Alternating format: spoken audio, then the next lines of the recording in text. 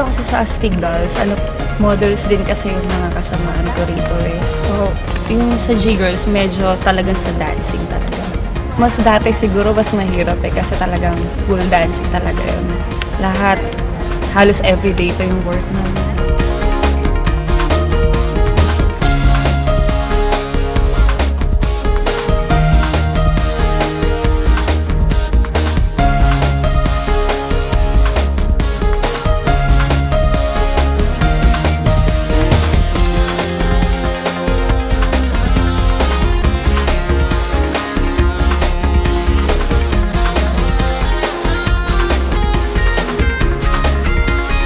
Siyempre sa mga tao na rin na nanonood sa amin talaga, yung energy pagka talagang ando doon, diba?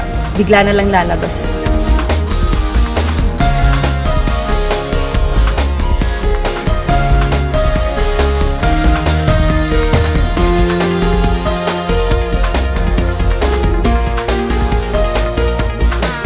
Alam mo ba, talaga, wala akong alam sa basketball. Nahilig lang ako kasi nagtrabaho ako sa PBA. Pero kung tatanungin mo ako nung hindi pa ako nag-work, wala talaga akong idea sa basketball.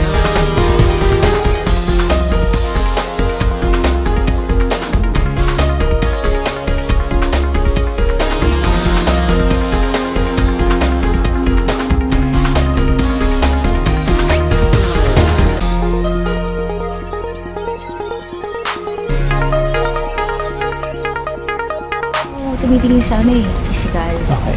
Sa height lang talaga. Pero yung tipong itsura. Sa ugali. Gusto ko makuha niya yung loob ko. Taray nawa.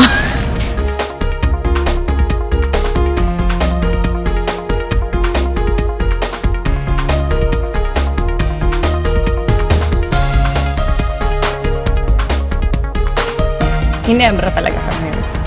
Kasi lalo na syempre pag Hinebra yung naglalaro doon sa PBA, halos puno talaga. So mas masarap mag-perform din. Yung sa team, Pure Fools. Kahit ibang tao Hinebra. James, kasi crush ko sa PBA. Pero